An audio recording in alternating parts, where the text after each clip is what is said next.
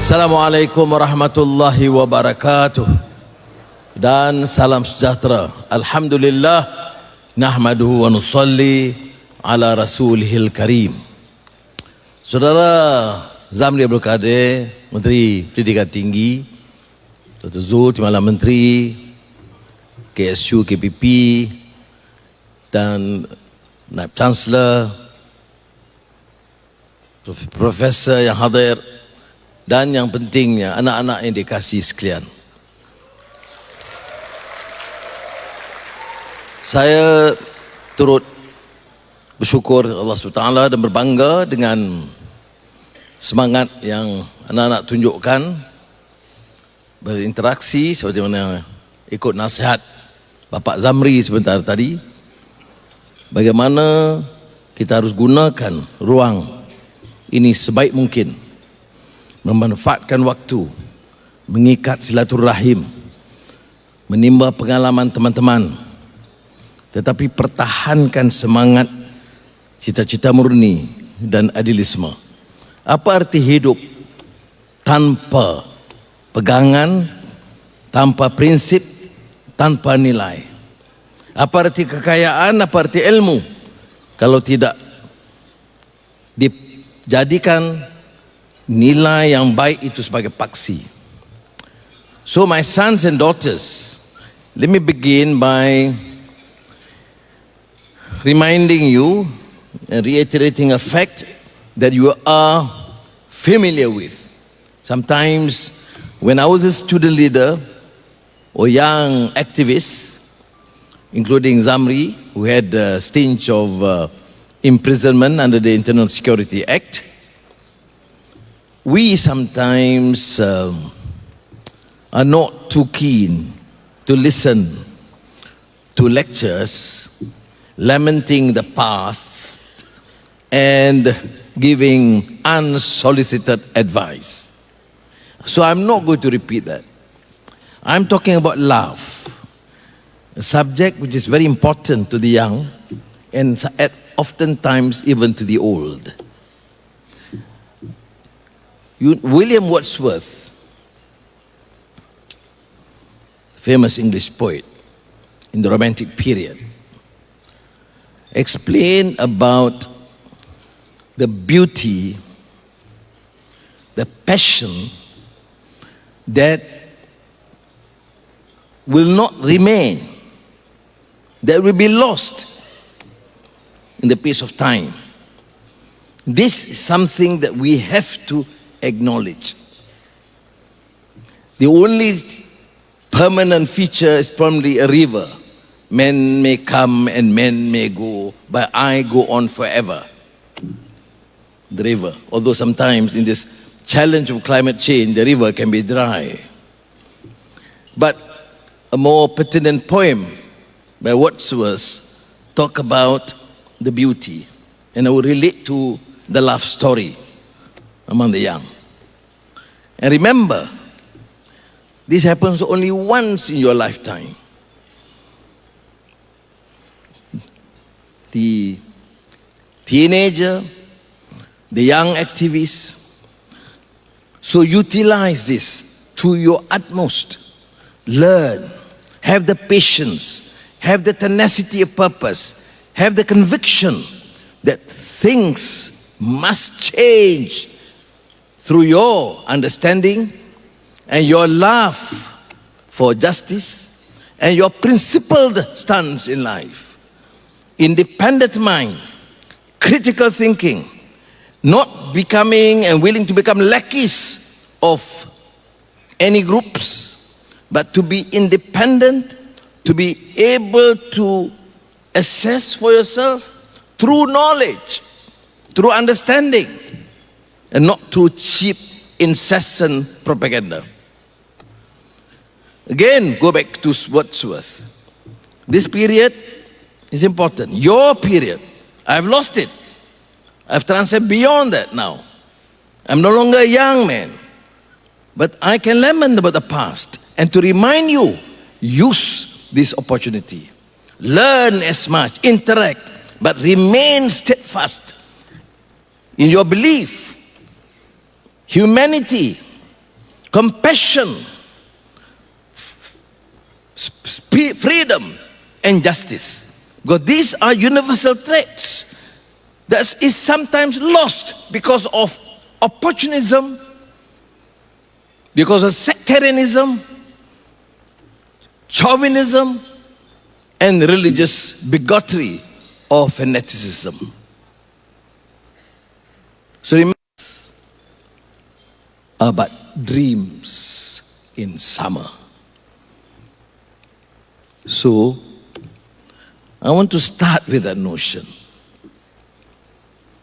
Use that splendor in the grass. Use the time and utilize the glory that is still there in the flower. Because when you pass that age, you will then have to repeat Wordsworth, all in the past.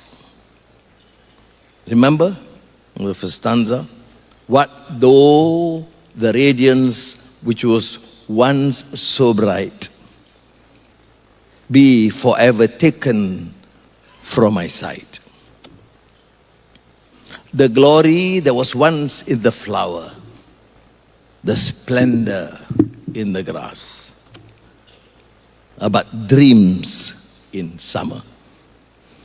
No, I recollected for long, after a long period, it may not be in exact sequence, but there happens to be one of the poems that I wrote to Aziza before we got married.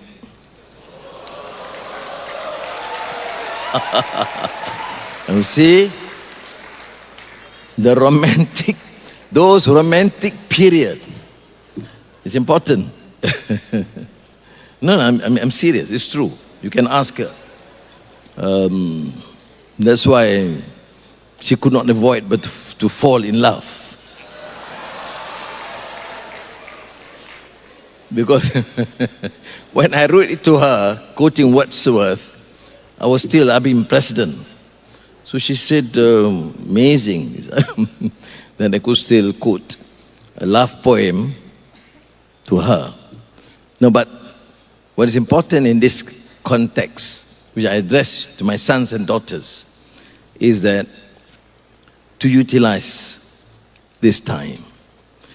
Not everyone, we have millions of students, hundreds of millions in this region. Not everyone will have this opportunity to interact, to get to know one another, to experience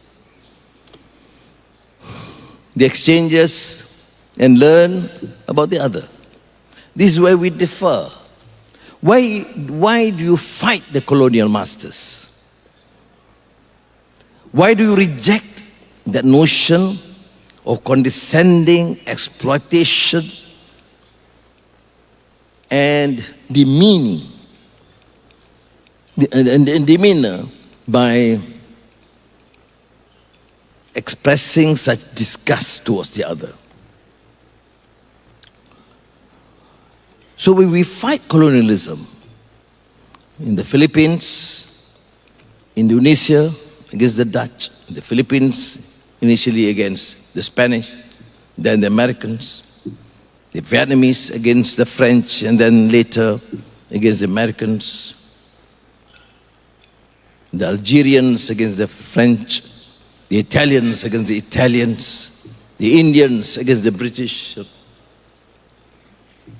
Because we want to affect change and ensure that we have a better deal. Those of you in this region who are familiar with Jose Rizal, whom I consider as the precursor of Asian Renaissance. Jose Rizal wrote about the indolence of the Filipinos, because that is what the Spanish masters tell them. What the colonial mind say, that the indigenous tribes are indolent, lazy. Then he said, what about the great trading nation that was once ours?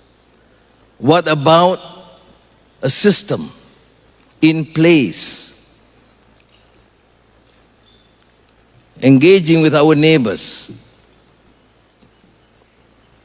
So it can't be pure laziness. Here in Malaysia, we have a brilliant study by one of our known sociologists, Professor Hussein Alatas, who talks about the myth of the lazy native. To the extent that intellectuals, post-independence intellectuals, would subscribe to the idea that the indigenous tribe are essentially lazy. So strong was the propaganda, incessant propaganda, the indoctrination by the colonial masters, that we finally have to accept and adopt. This is consistent with the theory expounded by Ibrahim ibn Khaldun in the Muqaddimah, where he talked about a society after a period of decay, taken over by a more compelling, successful civilization, would invariably affect those colonized or weaker countries or tribes by, whilst rejecting the colonial rule or alien power, would still subscribe and unwittingly adopt many of their beliefs and customs and cultures. Now, my thesis, therefore, is for the young to assert your identity, to believe that we have the capacity only if we have the resolve, to be fiercely independent, to learn from the East or the West, but not to be subjected to the ideas, policies of our former colonial masters. And this is precisely the role of the young. The challenges are different, of course, but you must start with certain core pillars of belief. To be independent, to assert your own identity, to have faith on your faith and moral values, and to promote compassion and justice within our societies. How many of us, after being independent half a century or three-quarters of a century, still are subjected to a narrow, obscure, racist, chauvinistic ideas? Understanding religion, be it Islam or Christianity or Buddhism or Hinduism, not in terms of their message to humanity, but an obscure, exclusivist ideas that would reject the other. So post-independence, Myanmar or India, or even Malaysia at times, or Indonesia, or the Philippines, you still have problems confronting our societies between the majority and the minority, different religious denominations or tribes. And this issue must be addressed. You are here, majority Muslims, of course. You have Hindus, Buddhists, Christians. Do you want, therefore, to acknowledge the fact that it is there for lita'arafu, to understand, appreciate, and know one another? Or to continue to sow the seed of discord? So my first point is about to utilize your time. They have a purpose in life. Second is to remain steadfast to your ideals. Reassertion our belief and moral values, and protect our independence and not to be subjected by any alien rule. Not only in terms of physical military power, but in the realm of ideas. And my third point, of course, to address issues confronting us. The issue of race or religion or digitalization or AI or climate change is not an issue that the leaders of our countries have to address. The issues that we have to address together. Because in many countries, even in Malaysia, sometimes our leaders fail. You give them the mandate, all the powers necessary, and oftentimes it was used to enrich themselves, their children, and their cronies. Rampant corruption, moral degradation. You continue to grapple with the problem of abject poverty in the midst of plenty. Countries are rich with resources and, of course, industrial development. But a segment of our population remain poor and marginalized. The youth must stand and speak up and champion the cause of humanity.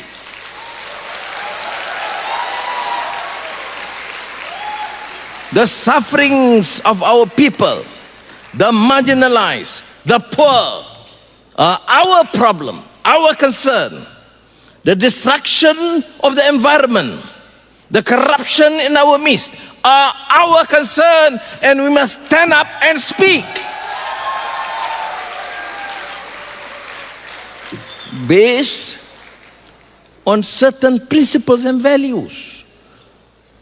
But that is why I emphasized in the beginning the need to understand and learn, and not to become mere lackeys or agents by any particular group. You must have this understanding. Our society requires energetic youth with ideas, with ideals and principles, who believe in freedom, who believe in justice, who believe in humanity. And together, we can affect change. Now, it is important to understand this basic notion, because we have student activism, but sometimes they can be as corrupt as their elders. We have student leaders, but oftentimes they become part and parcel of a racist regime. We have societies even involved in some religious activities, but they become to support the most orthodox, intolerant form of religious belief. This is what I mean, not what we mean by youth activism. This is a form of mental corruption, which the young must understand and must have the resolve, as I said, tenacity of purpose and courage of conviction to change. So share your knowledge. Interact as much as possible. Act wisely. Work diligently. Learn as much. If in my period when I was young, we have to learn much. Comes to you, you have to learn much more. Because in the post-normal period, the demand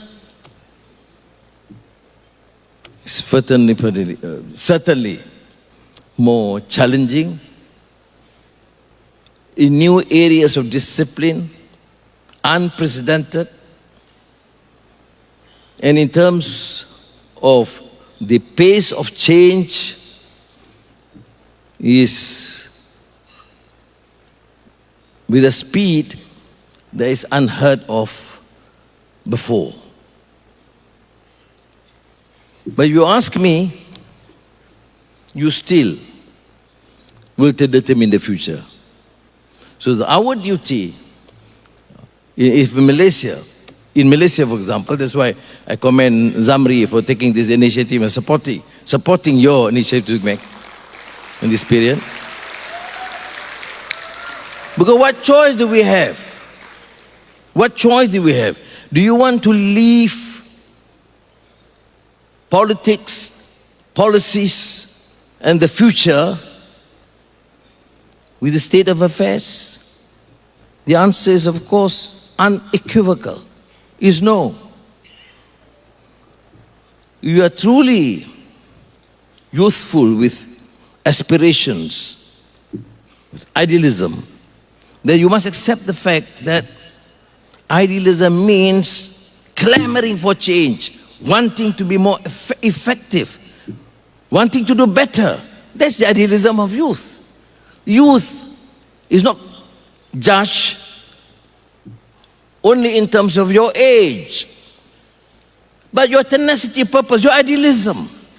What's so youthful with a youth who protects the corrupt and condone racist ideology or religious fanaticism?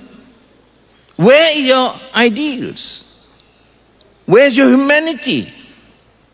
So, youth, the characteristics of youth, it's principled stance. Believing in ideals, idealism. That's why you talk about idealism of youth. Wanting to do better and struggling, and no way will you condone ignorance and injustice and inhumanity. So that's my central message. Beginning with William Wordsworth, remember? But though the radiance which was once so bright be forever taken from my sight, the glory that was once in the flower, the splendor in the grass, they are all dreams in summer. It will pass. So when now, my children, sons and daughters, remember, utilize, do your utmost. Believe that inshallah, you can do it, because not only because you are young, because you stand for certain principles and values. And that's more important in this period of so much hypocrisy and contradictions in our society and in the global community. That's why when dealing with issue of Gaza, for example, I lament. No, it doesn't matter whether you are a Muslim or Christian or Buddhist, whatever. They are, of course, in Gaza, majority Muslim, but they are Christians. But how is it the world, with all this level of sophistication, of talking about democratic ideals, of human rights, and suddenly you see, without exception, on a daily basis, babies shot, women killed, now male prisoner raped, and this is tolerant. What sort of society do you believe? Do you believe in this sort of ideas of your elders? No, sheer hypocrisy, and this hypocrisy must be rejected at all costs.